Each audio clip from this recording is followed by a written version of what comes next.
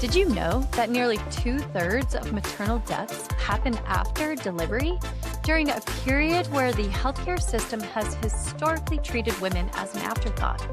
Today on Redefine Her, we're joined by Dr. Sonal Patel, a pediatrician who has experienced those gaps firsthand. It failed me. Look at my privilege. Look at the immense privilege I have. I'm married to a physician. I witnessed postpartum. I'm a pediatrician. It failed me, so you're not alone. Dr. Patel went on to found Naya Care, bringing expert postpartum care directly into families' homes. But she didn't stop there. Sonal also created Naya, an AI-powered care guide designed to scale real medical expertise into thousands of homes, offering trusted guidance in a digital world flooded with misinformation and pseudo-experts. This conversation is about redefining postpartum care, reclaiming credible health information, and using technology to ensure that no parent has to navigate the fourth trimester alone. Let's get started. Today's guest is a pediatrician who looked at the postpartum care system and said, "This is not working." She walked away to build something better. Here's the reality. 63% of maternal deaths happen after birth, not during delivery. And that's the window that medicine has ignored. Dr. Sonal Patel decided to fix it. She's a neonatologist, TEDx speaker, published author, founder of Naya Care, and the physician who helped pass paid family leave in Colorado. Today, she is joining us on Redefine Her to talk about how AI might finally close the gaps that the system has left wide open. So thank you for joining us, Sonal. It's so great to have you. Thank you for a lovely introduction. No one ever lays out everything that you've actually done, right? Right. And we probably should do that more frequently because it's impactful, especially when you've lived such a meaningful life in both your career and your home life. Most definitely. I'm a mom of 4. I'm married to my college sweetheart. We've known each other since 18. We've taken the small building blocks, and he actually makes it a priority that every week we really pause and reflect and appreciate where we're at, knowing that it's always time to grow, and that's how we're living it. Beautiful. Yes, we have to celebrate the small wins, every single one of them, and realize our failures are just stepping stones, opening doors for new opportunities. Exactly. They're just mistakes that you learn from. There's nothing else than failure. So agreed. For our listeners meeting you for the first time, take us back to the moment when you realized that the postpartum care system wasn't working. I have a 16-year-old, and if I reflected back on my postpartum journey after having a baby and having lost a baby at the same time, we don't grieve that. And all of a sudden, you're a mom without a playbook, and there's not really a lot of support around that. Oh, of course. Exact moment. I walked through the door after my appointment with my 4th baby, and my contractor looked at me and he said, "Didn't you just have a child? Didn't you just deliver?" And that struck me hard because that was the first person that recognized me in the picture. This was a house contractor. He's a friend now. Just like everything else, you pile up 20 billion things on your to-do list, and then you plan on having a baby at the same time. And for this particular scenario, my 4th, I had preeclampsia. I developed it later in pregnancy, and my baby came sooner than anticipated. So the work was supposed to be done prior to my baby coming, and they were right on track. So it was no fault to them, but it just aligned when somebody just recognized me. And it took my contractor, now my friend, and he knows it too, that he catalyzed me. Up to this point, the universe was slapping me in my face 20 billion times, and I was ignoring it. And my first was a C-section, delivery, failure to progress. I returned after 9 weeks to a pediatric residency, which is 80 hours plus. My second was a VBAC, and I suffered a grade 3, grade 4 tears. And both of those two were surgical repairs that my body needed to go through. The third, based on my previous 2, I was supposed to have a scheduled C-section. I always say he had other plans. He always has other plans.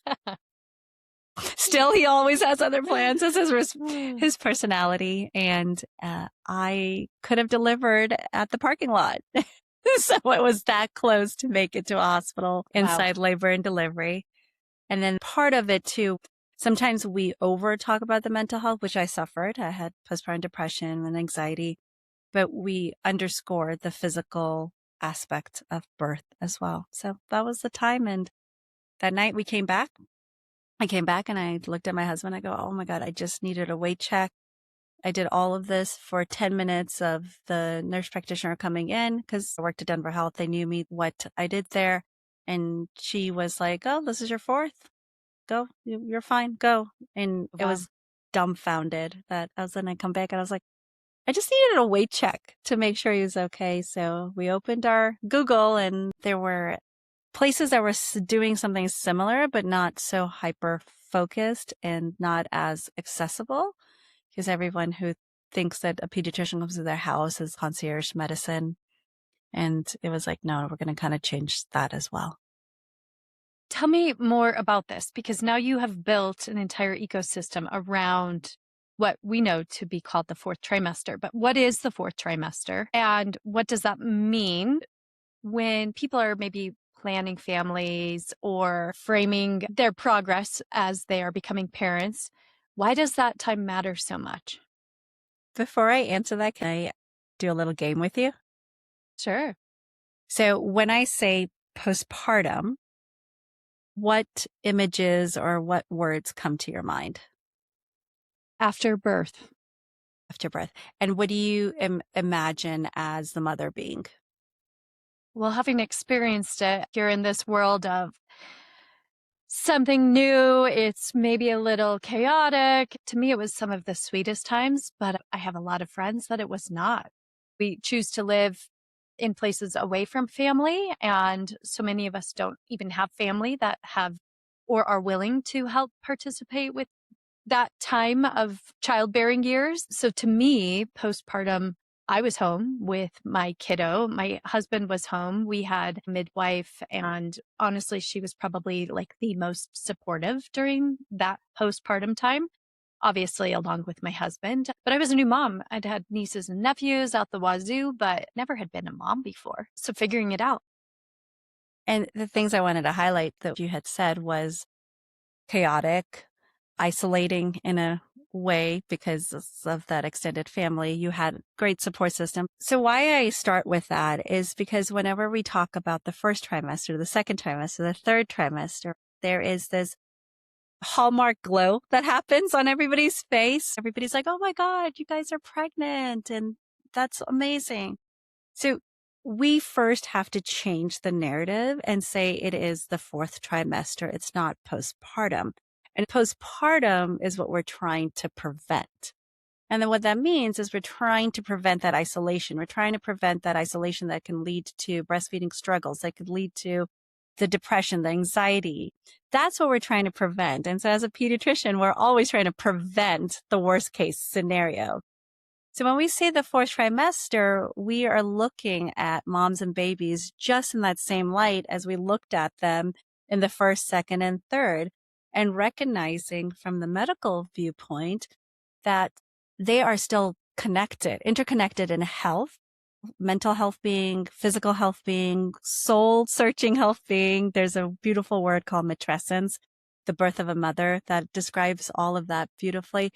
But from the medical lens, it's like, no. Their issues are still very heavily connected despite a physical separation.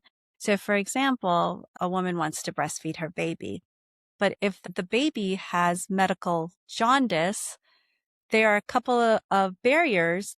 That baby's a little bit more sleepy. They might need more extra supplementation. And that can cause havoc on that breastfeeding journey early on.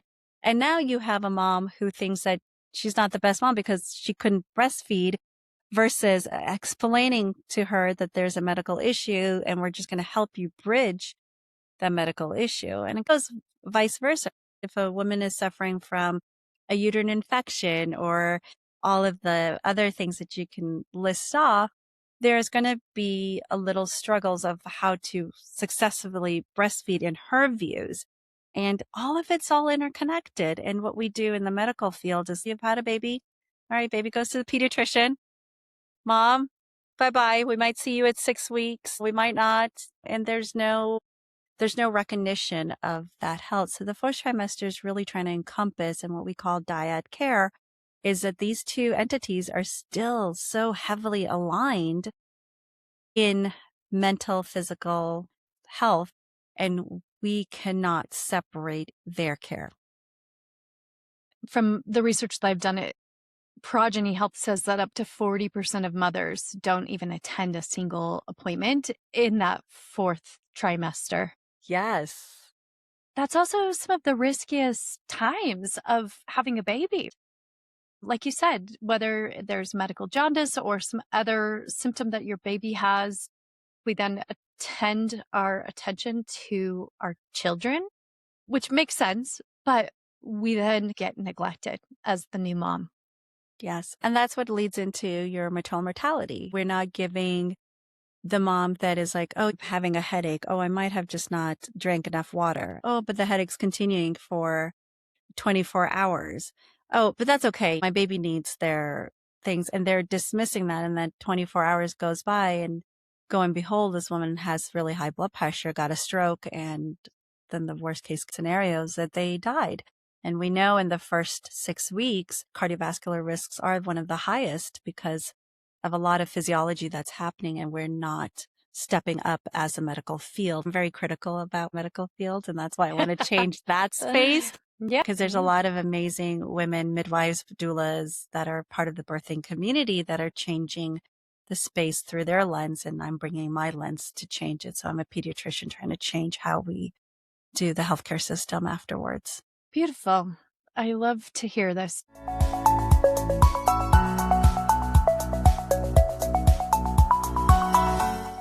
Tell me about your TED Talk, The Economics of the Fourth Trimester. We live in a capitalist society, so let's not forget that. And money talks. I was writing the book first, and it's called The Doctor in Her Black Bag. And one of my friends, who is a retina specialist, I was explaining to him why I was writing this and all of the good stuff. And he looked at me and he goes, well, what's the absolute number? And at that time, in 2018, it was about 820. 820. What are you referring to? Maternal deaths in the United States. So that was the absolute number. And he goes, oh, it's only 820. He was saying it out of curiosity because every single day we have women dying of cancer and heart disease. But why do we put such an emphasis on 820 maternal mortality? Why is that? And that was the light bulb. Like, oh, I've got to show you and demonstrate to you the economics of it. Daily, we have women dying in larger numbers from heart disease and cancer even combined. Why is that 820? Now it's over 1,200 because of our data collection. Why is it that a mom who dies in Florida matters to someone who's living in Colorado? So that was a viewpoint that I took when not only writing the book, but the TEDx talks, because I wanted to explain the economics of a maternal death. And the answer to that is that, first of all, these deaths are unexpected. So immediately there is a funeral burden cost that comes that was not planned for. So I'm going to just take myself an example. I am a pediatrician. Let's say I died with my fourth one. At that point, immediate cost is my funeral cost, and my husband has to take time off to figure out what to do. But there's an economic cost there. Then I'm leaving 4 kids behind. So who's going to be their caretaker, provider? And you just mentioned we get isolated. We don't live around families anymore. We don't live around extension families. So whatever that cost is going to be, if the grandma comes in, there's a cost to her. Or if my husband decides he's going to hire a nanny, there's an economic cost to that. And now the other cost is to the community. So the community has spent a lot of effort and time creating me as a pediatrician, creating me as a NICU doc, creating me as a lactation specialist, doing the work I do. And then I go away and boom, we have a doctor's crisis. And then we are pouring into this doctor's crisis that we have and the access to healthcare and the access to all the stuff. And so then when you look at it that lens, you're like, oh my goodness. So it's not only the community, but even as a mother, I help with carpools and stuff like that. So my own little community of schools, then my bigger community of where I practice. And then it feeds into the national community, the state and the national, is because we don't have enough doctors. So that was the whole premise, is I need to explain why even one maternal death has such a rippling effect of the economics, and why maternal mortality is actually used as part of our GDP. It is used to factor as our GDP. Sorry, dads, it's not you dying, it's the moms dying. Yeah, it's obviously also the moms having the babies. And we've looked at this with other guests that I've had on, but how hormones play such a significant part in women's life across the board, not just when it comes to having your period, but then workplace productivity, missing work, whatever it might be. And when you do come back around to the economic toll of postpartum death, I don't think we think about that enough. No, we don't. And we know it's a crisis, but I don't think anyone takes a minute, even in those scenarios. It's like, well, it doesn't affect me. That's the whole part. No. The health of the nation is on mothers. And this is what we're talking about. And it does affect you, even if the mom died in Florida versus Colorado. Yeah, it is diabolical that we are not putting more attention to this, but you did. You made an impact. And so in Colorado, you contributed to the Family Leave Act, correct? Yes. Tell me more about that, because before we jumped on to record, we were talking about how one day in the hospital equates to a week of recovery on the other side of being released from the hospital. So if you think about that for a mom who's been in the hospital for a couple of days, that's maybe 3-5 weeks, but we weren't getting paid family leave to have kids. I mean, this is all relatively new, and still so many people don't get that when they have children. So tell me more about the Colorado family leave. I had this utmost privilege of actually sitting at the table when the bill was being created from 9 to 5. I actually represented through a nonprofit from Colorado, Good Business. And what they do is they're like, okay, well, we want small business voices at the Capitol. And I was like, well, I want to do healthcare. And so they got me at the table, and I learned so much about Colorado. So I'm going to ask you the question because it's my little trivia question that I ask everybody. Do you know the largest migratory workers of Colorado, which industry they land under? Service industry. No. I'll give you one more guess. Hospitality? Where would they land? This is a curious question. Ski industry. No. Yes. Why? Because our tourism is booming in ski. Skiing is a huge part of our tourism for this state.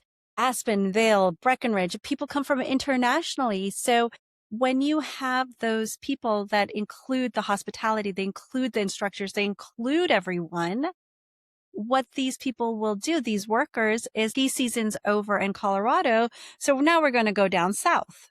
And then if you stick back, it's Epic Pass. Epic goes to Utah and places in Canada, places in Europe. So they're taking their workers around. Mm. That was a fact that I thought it was going to be farming, to be honest with you. Right. And I only said service because so many migrant workers are doing food production. So you're talking Colorado specifically. Colorado specifically is our ski industry. Our ski industry is huge here. I mean, not this year, but not this year. But you still have to employ the workers just in case Mother Nature's nice to you. That's right. We were not in her side this year, but No. yes, they are still very much needed, the employees, that is. So in coming to this table was not to only create a bill that would cover those people, because if you got injured, let's say at the end of the season, well, you can't work the next season. And so you've lost your economic security that way. And for professionals, for that McDonald's worker, the service industry workers. So it was this amazing lens into the workforce of Colorado. And also, Colorado was the first one to actually include medical leave, which is so important when we're having generations that are getting older, population boom. So to take time off for cancer treatments, to take time off for their loved ones who's going through cancer treatment.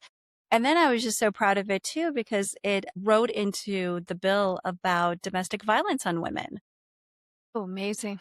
And then most recently, they've added the NICU piece of it as well. And it was very intentional.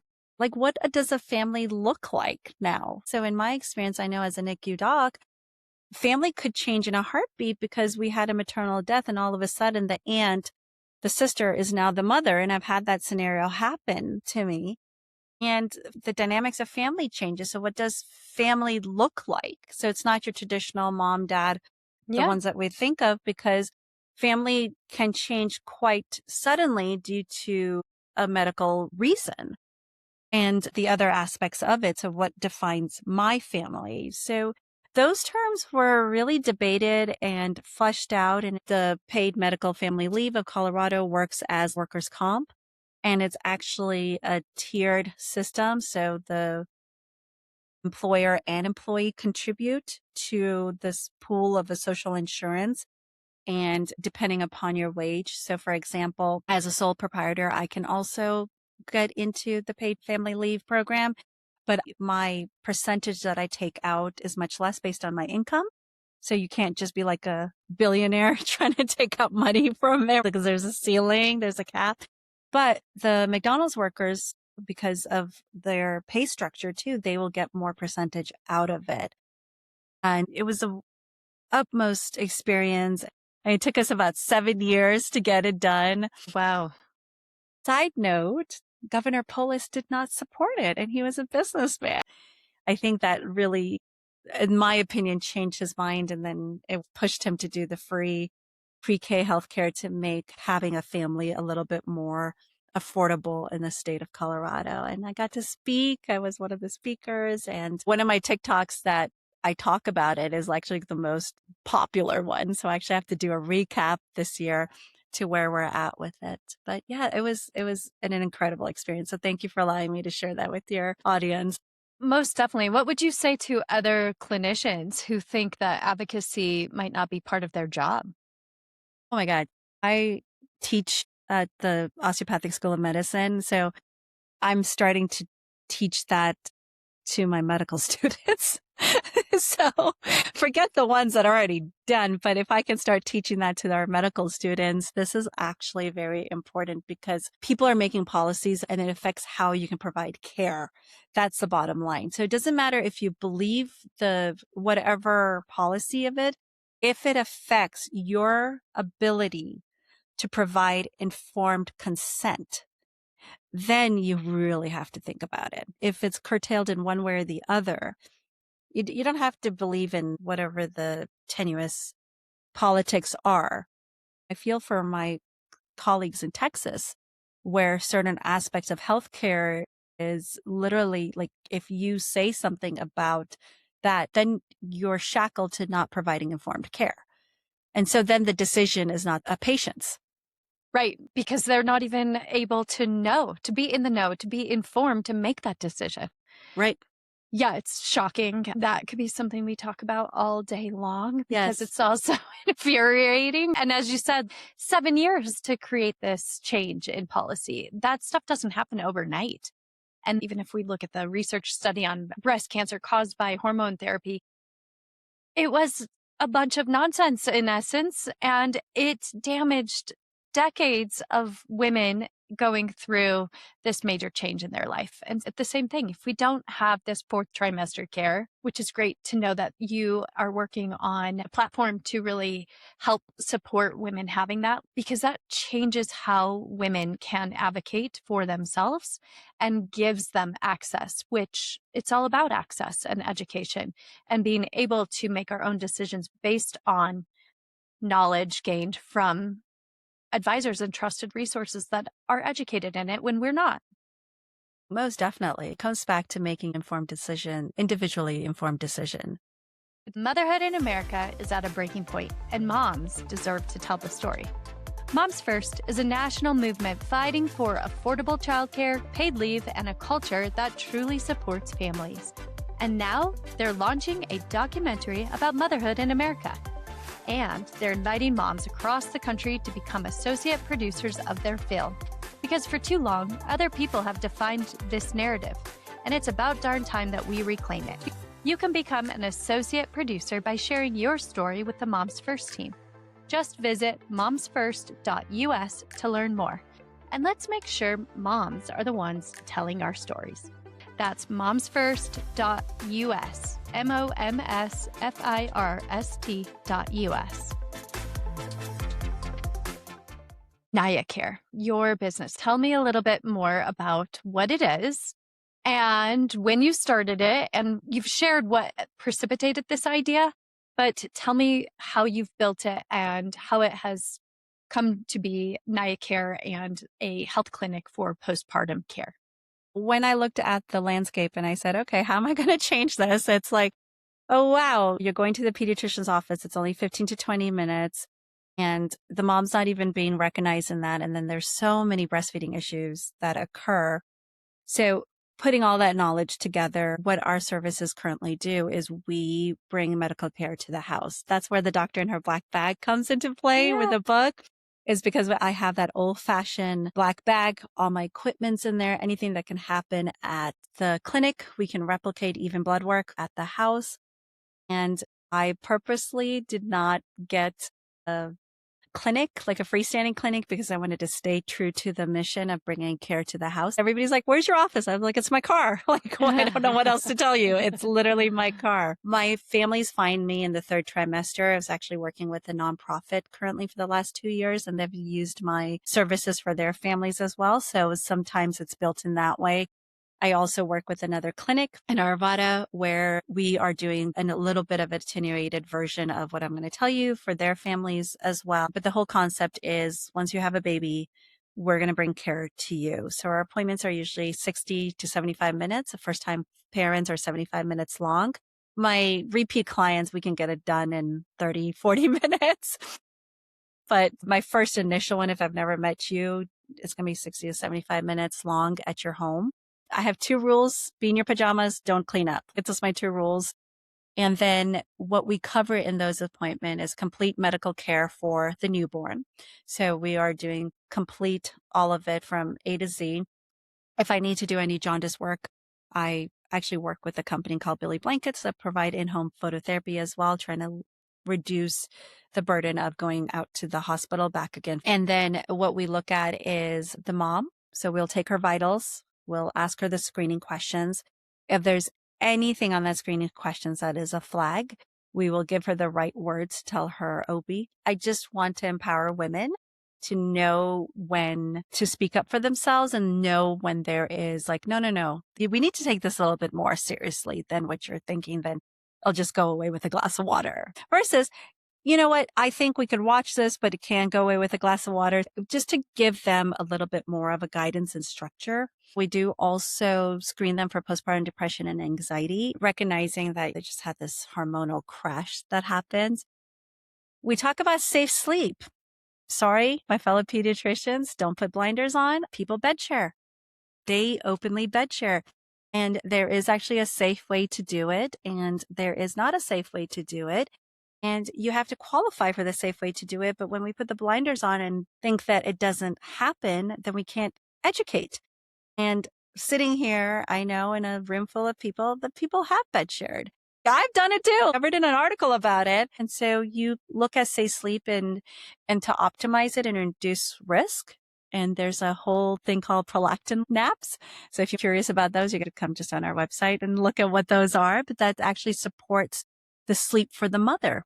And that sleep for the mother supports her. So then she can actually attain that ideal safe sleep. So we're trying to reduce the burden of risk, but also to focus heavily on the mom's healing so she can reduce the burden of risk.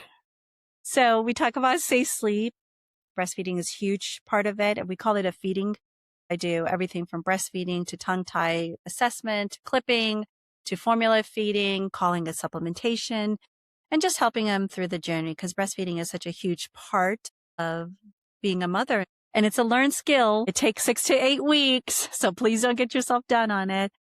And that type of structure, so complete newborn care, maternal health, mental and physical, safe sleep, breastfeeding, education, that's replicated 3 to 4 times. So we come back depending on what the families want. And so we come back and then they go into their medical homes. Medical homes are very important for prevention, vaccines, all of that good stuff. Wonderful. And that they can find at niacare.org. And we'll have that in the show notes as well, so people can refer to that. Is it covered by insurance?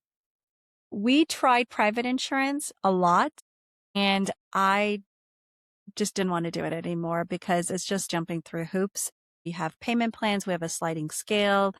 If you want this care, we will work in any budget. The only insurance I do take is Medicaid because I think that what I do should be universal and it shouldn't be unique. It shouldn't be this one-off. Everyone should be getting this type of care. Yes, we should have something more available for everybody because insurance, in essence, creates a barrier to care. And that's unfortunate. So it's lovely to hear that you offer a variety of different plans that people can pay on as they go and at will, because it's care that we really do need. We've moved away from family. We've moved away from even having these conversations with family. So women are not familiar with what they're getting into. And what's that book that is not the greatest book for new moms? What to expect when Yeah. expecting? Nothing. Chaos. Your world being turned upside down. Exactly. Fear, fear, fear.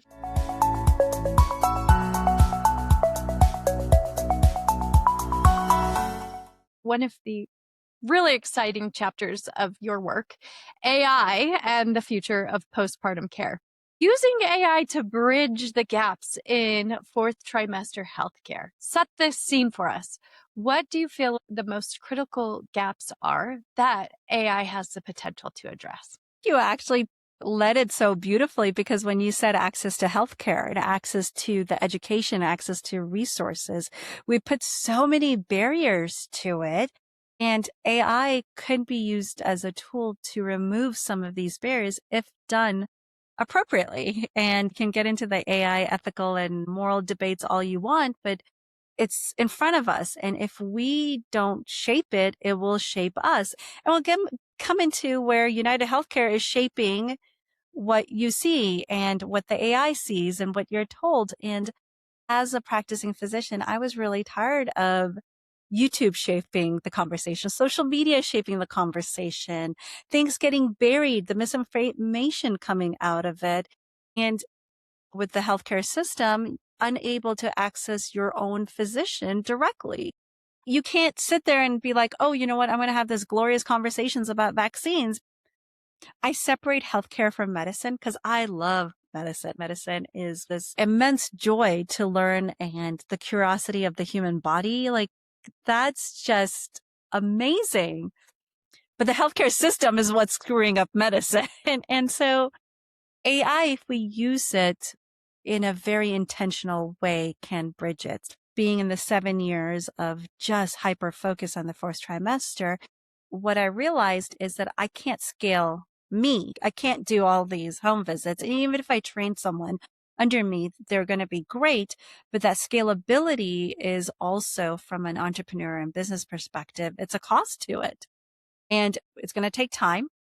And I'm not going to be able to do it as fast as I want to. So what we did with AI is we curated it. So what that means is when we're building it, we are building it for the fourth trimester. We are not building it for our pediatrics. That's not the point. And there's a reason for that, is what we call in the AI world, it's called hallucination rates. And so hallucination rates are just very simple, that if you have your source that is 10,000, The amount of times that you're going to give bad information is going to be higher if you know your only source is 1,000. So I think that's a reasonable way to explain it. And so if you have AI being controlled by an expert who has been doing this for 25 plus years now, you will be getting vetted evidence-based information to help you in the fourth trimester.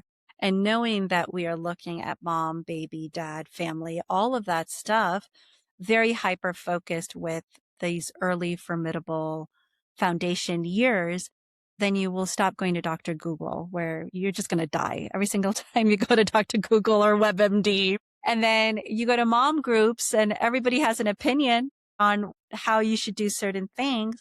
And so we created Naya, which is obviously branding and all that good stuff. But Naya means renewal and sunshine. In Colorado, unfortunately, we have things called maternal deserts where you don't have access to healthcare, but you definitely can have access to my brain. And I literally say it to my brain because every morning I go on it. We've launched it in September. We've hyper tested it. It's guardrails. It's for clinicians to use as a complement to their practice because it will tell you, no, I think you need to call your pediatrician, you need to call your OBGYN, or you need to go to the ER right now. We've had a couple of instances where the mom first 4 months postpartum, and she texted me and she goes, I think I have mastitis and no one's believing me. And I can't see you because I didn't have the access. And I was like, well, why don't you use just my AI, see what it says? And it triaged her essentially and said, no, you have to go to the urgent care. And boom, it gave her the empowerment. And women do this a lot. We judge ourselves too much. Sure, because we're critical of ourselves. It's a system that has put guardrails on us instead of trusting ourselves and believing that. We then question ourselves. To the T. And this gave her the empowerment to be like, no, what is happening to me is actually more urgent than waiting next week to get to my OBGYN because that's when they had given the report. So this is one example of many. And we've had mental health therapists come on there to guardrail and test it. We've had neonatal nurse practitioner test it with OBGYNs because we want to make sure that's being triaged appropriately and the guardrails are placed for the 2:00 in the morning. Oh my God, I just dropped my baby. I've had that happen. I dropped my baby. Am I supposed to go to the ER right away or what am I supposed to do? And I can't get a hold of my pediatrician and it's appropriately been triaged. So we welcome people to come test it also. I've tested it. The real cool beauty about it is you can go on there as an expected parent, or you can go there as mother, father, and other. We left other open because I actually made myself a nanny. My mom's gone back to work and she's breastfeeding. How can I help? And Naya, our virtual AI provider, you will see after you've listened to this podcast and worked on it, you'll see it sounds exactly like me, and I'll tell you why that is in a minute. But it spit out that breastfeeding is emotionally isolating. And so these are the terms that you could help your mother, such as my baby Wesley really enjoyed his milk today. Oh my God, you're doing such a great job. Or put a little bit extra snacks in your pocket. So please eat those. The empathy of it is because I have a YouTube channel. It is linked to my YouTube channel to gather all this information of how it's supposed to say it. So in the first iteration of it, it was very verbose. So you could see how I can get verbose. And then we cut it down and then we got feedback with our parents. Please don't cut it down too much because they want that soft hand holding when they're trying to figure it out at 2:00 in the morning. And that's the authentic nature of being a human. You do go to Dr. Google or any other website and it's just black and white, but the nuance of it and lack of a better word, but the chaos and the unknowns, the uncertainty, you do want someone who has that kind authenticity and genuine feedback because we need that support.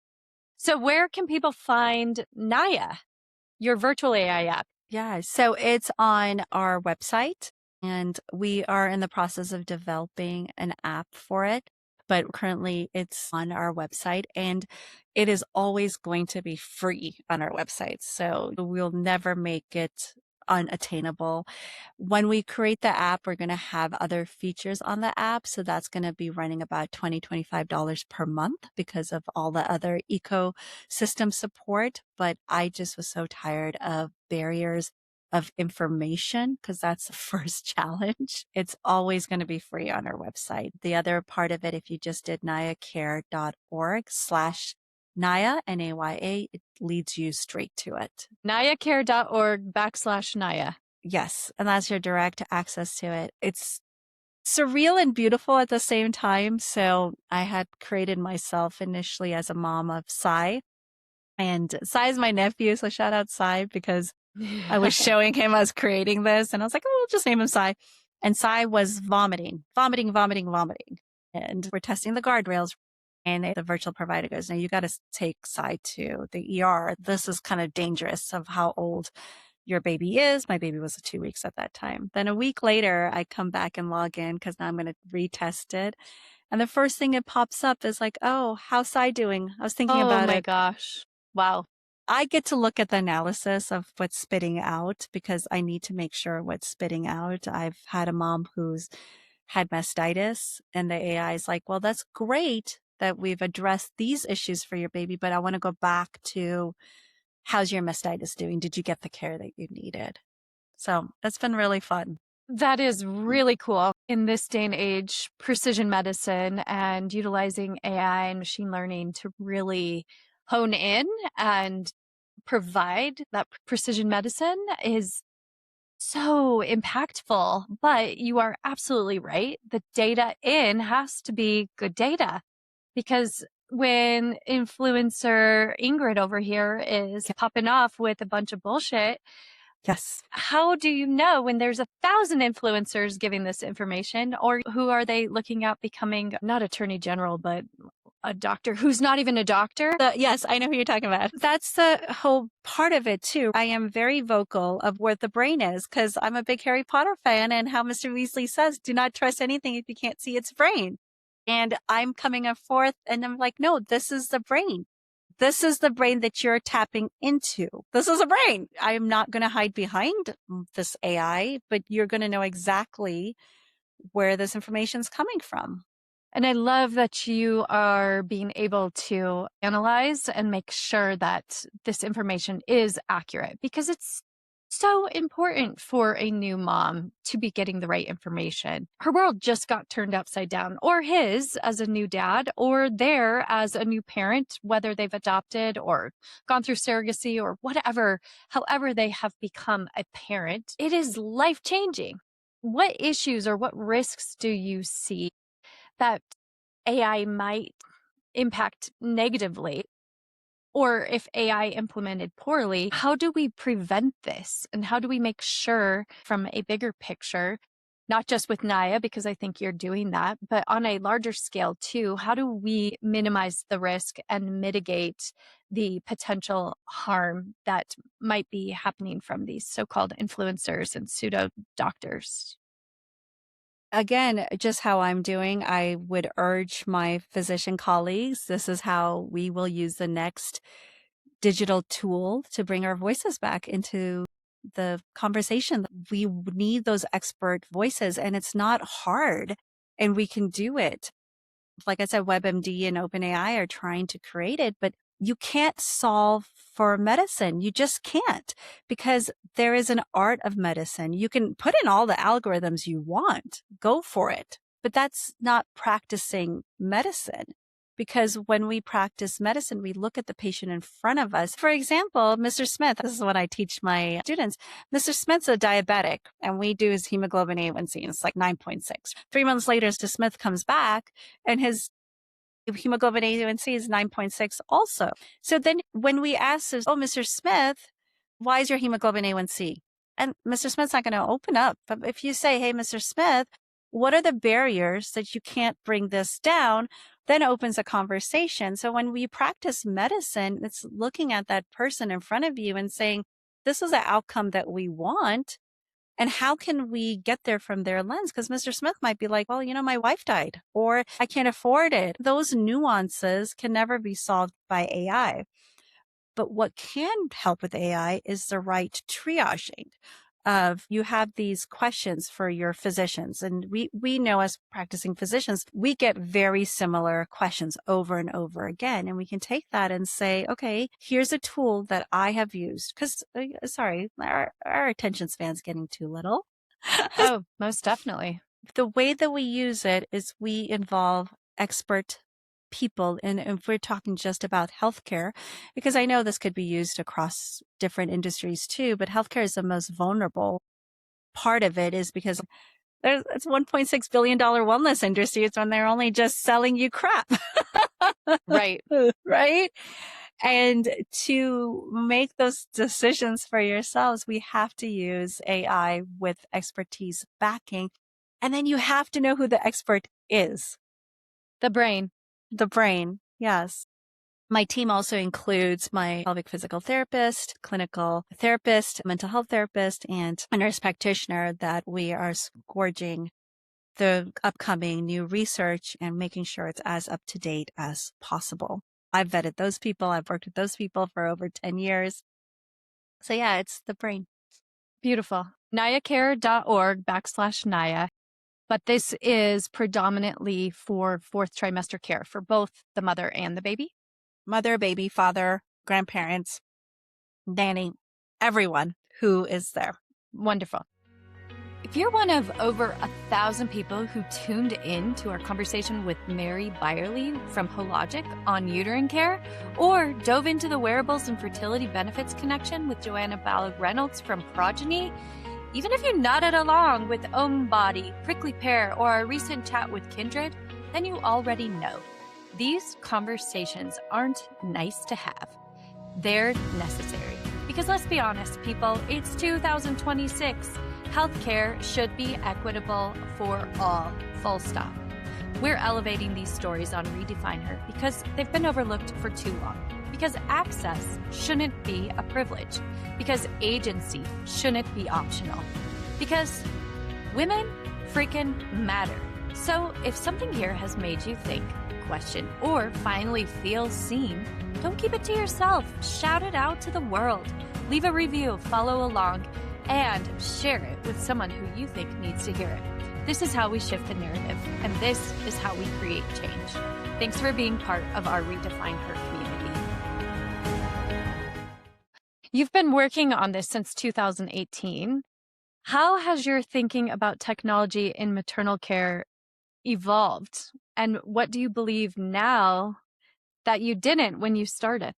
I did not realize the power of technology, the power of the phone in your hands, the power of social media, the power of YouTube, the power of whatever platform that is curating a community. The intentions might always be right going into it, but the algorithms are set up to enhance the negativity.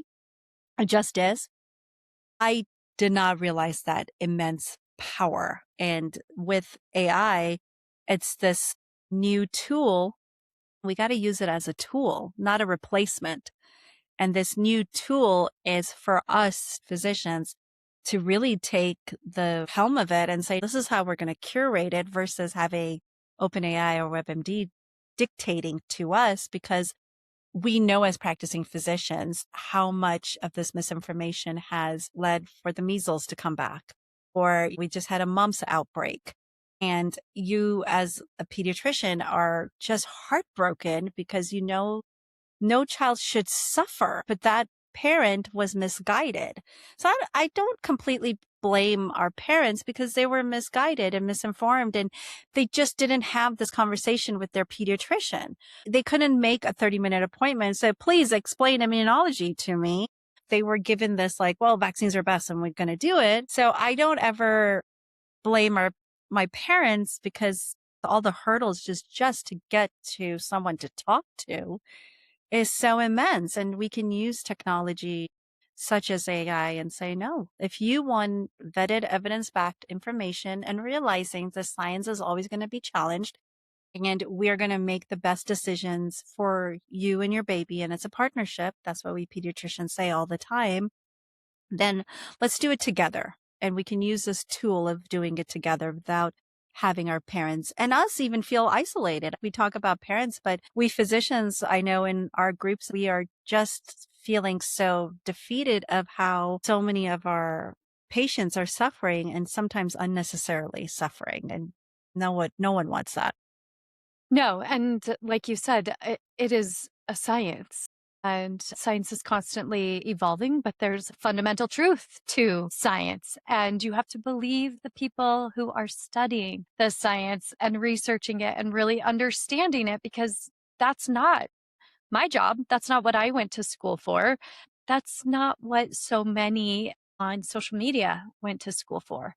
And when someone's just popping off with their opinion and their experience, that's not expertise. So you really have to lean into partnering with and asking the questions and really getting the information from a reliable source. I so appreciate people like yourself who are out there putting themselves out there to really influence the landscape. Hopefully within 2 years, Brenda, I can come back on here and say, hey, everybody knows Naya now. So if you're in the fourth trimester, why aren't you using Naya? It's going to be as simple as Dr. Google's. Go to Naya. Go. She's there. She's there to help you. A physician who cares and wants to accelerate and provide more access to her as a single person. She can't do it. So here's Naya. Here's Naya. You should be using Naya. You should be using Naya. So it's security embedded, HIPAA compliant as well. Beautiful. So if you are in the United States listening to this, you can use this.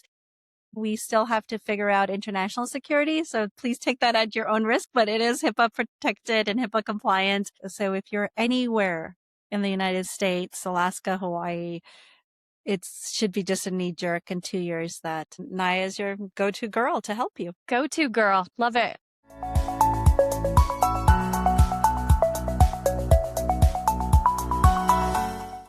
Speaking of go-to girls, you've said that women's health is public health. I firmly believe that as well. Obviously, we're 51% of the population. And we create the population. We wouldn't have a population without women. What do you think is one critical factor that you believe will accelerate the shift from conversation to real infrastructure and action, including policy change? Giving women the empowerment and the voice of what they're going through is not just in their minds. I mean, we've been told this over and over again. So for example, let's take that mom that went to the urgent care with the policy change and insurance influences. Now, if you have moms believing that what's going on with me in whatever direction, and then all of a sudden you have an uptick of, let's just say mastitis, you have an uptick of mastitis, and that becomes a burden to the healthcare system. Then you have people being like, wait a minute, there's an uptick of this. What is going on a public health level? Why are we having so many mastitis codes coming through and so many people are suffering from this? It becomes a public health issue. When it becomes a public health issue, then we can have policy influence and people actually look at it. But it starts with believing the women. We haven't sometimes given the right words, what we can say to trigger that belief. And that's what I've learned from the 7 years of doing it, because that's the last piece of when we let the moms go into their 6th week. We have a set of questions that we're giving the moms to go ask to that appointment. So it doesn't become a sex appointment. We're asking these set of 5, 6 questions, and then that can also trigger their brains. And it's happened to me. It's like, oh, you know what, Dr. Patel, I forgot to ask about this at my last appointment, and I've been dealing with this. Let's write it down. And so we are giving those tools to our mothers in my field. But that's how change happens, is that if you allow these moms to believe themselves first. Yeah, you're not crazy. You're not crazy. It's happening to you type of deal. Going back to the tools like AI, I've been using this in a way that is like, oh, there is an uptick of whatever diagnosis. Then you're going to get public health to look at it. Then you're going to get policy changes to look at it. Why do you think we wear pink all of October? And NFL's adopted pink, and we raise so much of it because we realized, oh my God, a lot of women are dying from breast cancer. That's how change happens, but we got to believe ourselves first. Yeah. Yeah. We have to break those systems and those structures that we've been held to for such a long time. And we can. We certainly can. And you're doing that, which is wonderful.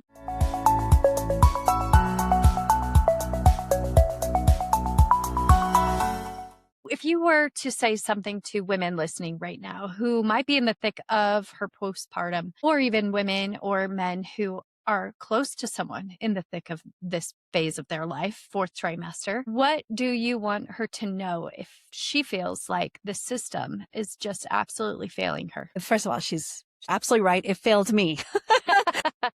Look at my privilege. Look at the immense privilege I have. I'm married to a physician. I witnessed postpartum. I'm a pediatrician. It failed me.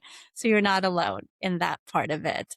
You're absolutely not alone. But I actually would give a very objective piece of advice, because I think what happens also is we're given this amorphous advice to do wellness, to do health, to do journaling, blah, blah, blah.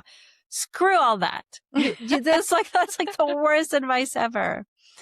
I'd alluded to earlier about prolactin naps, and particularly if you're a breastfeeding mother, and if you're not a breastfeeding mother too, this goes along with it. And prolactin is a hormone that makes the milk in your body. It has a circadian rhythm, and a circadian rhythm is super high at night. It peaks in the morning, and then it dips down in the afternoon. And when you talk to moms and dads, or dads talk to their partners over and over again, they know in the afternoon, they're super tired. They're super tired. That's when we protect that woman's sleep. And sleep is so critical for recovery. This is not sleep when the baby sleeps, because that's actually quite unrealistic. And it's a really bad piece of advice, because prolactin, what it does, it wakes you up. So women who have gone through this at night, if you've ever had breastfeeding struggles or anything like that, they're like, oh, you start pumping at night, because we're relying on this hormone that is supposed to keep you up. But it dips in the afternoon. And so the most objective piece of advice, because I can't handle the journaling and all of that stuff, we need to protect your sleep. So your support system has to protect that sleep for you. And that sleep has to be done away from baby. So this is when grandmas come over and they hold their babies skin to skin, because they're not going to fall asleep.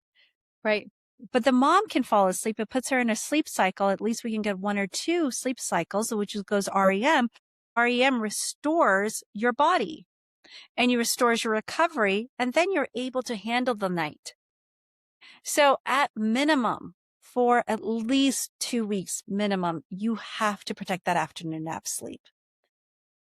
And that's education you would get from Naya. Right. Women, if they are nursing or not, regardless, doesn't really matter, new baby, and in this fourth trimester, you would say that afternoon nap is critical. That's medicine for your healing. Yes. That is medication for your healing. So girlfriends, good friends, whoever else is listening, go over to your friend's house, your new mom, and their baby could really use you to just hold their baby for an hour or 2 and let the mom have a little cat nap. It's so important. Yes. And bring some food. Yes. Oh, yeah. Screw the flowers. No one needs another bouquet. If the flowers are in the shape of fruits, perfect. Lovely.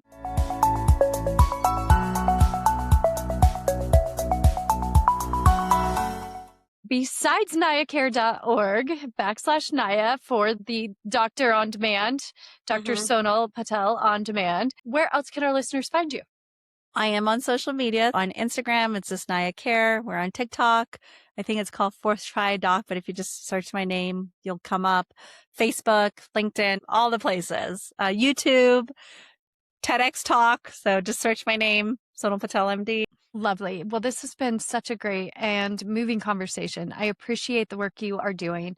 I appreciate the knowledge and expertise that you're bringing to women who are experiencing new babies in their world and all of the people associated with new infants. It's such a special time, and it's some of the hardest times and the most beautiful. So tap into Dr. Sonal's information everywhere you get your social media, but also at NayaCare.org and on YouTube, Facebook, all of the places. And thank you for joining us today. Oh my God. Thank you, Brenda, so much for giving me a platform to actually talk about it and spread the word. So I so appreciate you. Most definitely. And in 2 years, I can't wait to have you back and to hear how Naya has just really taken flight because it's such an important tool that you're creating. Thank you. Thank you. Thank you so much for tuning in to Redefine Her today. It means a lot that you're here. If this conversation resonated with you, please be sure to like it and share it with your girlfriends, your partners, and anyone who needs to hear it. Yes, that includes our men who are allies as well. Don't forget to follow the Redefine Her podcast so you never miss an episode. This season, we're diving deep into real-life stories of bold women taking giant leaps of faith to create better access to legitimate care for all women. From the clinic to the boardroom, from lived experience to systemic change, these are the conversations that redefine what health and healing can look like. I'm your host, Brenda Armstrong. Thank you for being part of this community, and we'll see you next time.